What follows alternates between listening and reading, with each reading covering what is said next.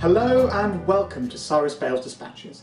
This episode I'm going to take a quick look at nationalisation and the EU. There seems to be a recurring argument that being a member of the EU somehow stops the UK from nationalising things like railways or water or energy.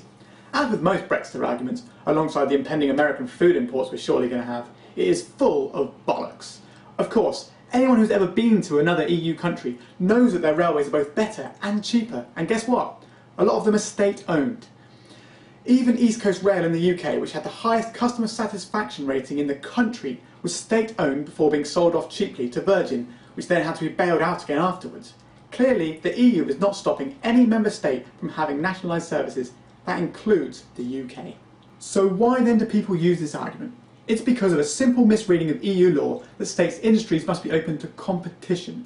People think that means it excludes state ownership, although EU regulations explicitly state that it doesn't.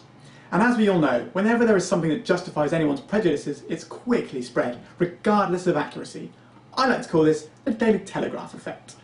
The key part of EU law on nationalisation is that the provider of rail infrastructure must be kept separate from passenger services, but both can be state-owned and both can operate separately. At the moment in the UK, the state owns and maintains the rail infrastructure in the UK. This is the costly and non-profitable side of the industry. The passenger services, which are the ones owned by companies like Virgin, are the profitable side of the rail industry that make use of said infrastructure that taxpayers are already paying for. We could go back to having rail franchises state-owned, like East Coast Rail was. It should also be noted that while state-owned, East Coast Rail provided profit each year back to central government, while still being the best rail service in the country according to customers. Generally, the EU is primarily concerned with transnational issues. Nationalising a service that only operates within one member state is generally totally fine.